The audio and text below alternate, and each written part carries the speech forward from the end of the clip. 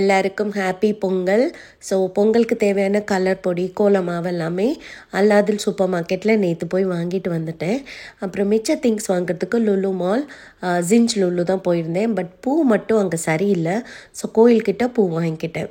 அது போக கொஞ்சம் ஸ்நாக்ஸு, சித்துக்குட்டிக்கு, அப்புறம் இந்த வீக்குக்கான ப்ரெட்டு, பால், முட்டை, இந்த மாதிரி க்ரோசரிஸும் வாங்கி வாழை இலையும் வாங்கிக்கிட்டேன். சித்து அவங்க அப்பாவும் கார்லேயே இருந்துக்கிட்டாங்க. நான் மட்டும் குயிக்காக வந்து பில் போட்டு வாங்கிட்டு போனேன். காலையில் 3:30 ஸ்டார்ட் ஆச்சுங்க. வாசல் தெளித்து கோலம் போட்டு, பட் எனக்கு வந்து கோலம் அவ்வளோவா தெரிஞ்ச அளவுக்கு எப்படியோ மேனேஜ் பண்ணி கோலம் போட்டாச்சு.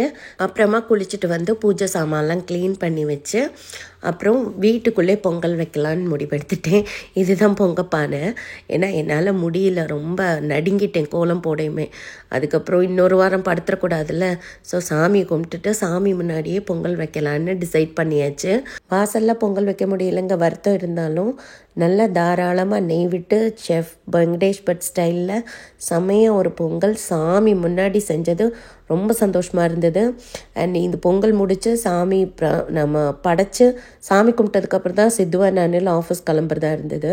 அண்ட் மீன்வேல் நான் பொங்கல் வைக்கிற டைமில் அனில் வீட்டுக்கு வெளியில் தோரணெல்லாம் கட்டி ரெடி பண்ணிட்டாரு.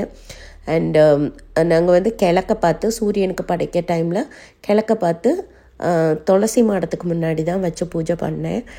எனக்கு இந்த பூஜை இதெல்லாமே வந்து நான் எங்கள் ஜாயின்ட் ஃபேமிலியில் இருக்கல, எங்கள் அப்பாவோட அம்மா அவங்க இது பண்ணுவாங்க. சொம்பில் தண்ணி வச்சு விளக்கேற்றி இந்த மாதிரி இந்த தண்ணியெலாம் சாப்பாட்டில் தெளித்து ஒரு பூஜை பண்ணுவாங்க. அதை பார்த்து வளர்ந்து எனக்கும் அது ஒட்டிக்கிச்சு. பட் துளசி மாடம் எங்கள் வீட்டில் இருக்காது.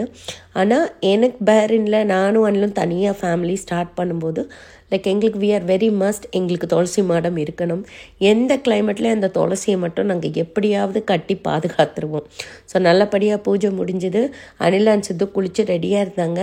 பூஜை முடியையும் ட்ரெஸ் சேஞ்ச் பண்ணிவிட்டு கிளம்புறதுக்காக.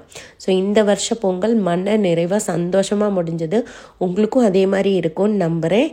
Thank you so much. Happy Pongal to every one. Keep supporting.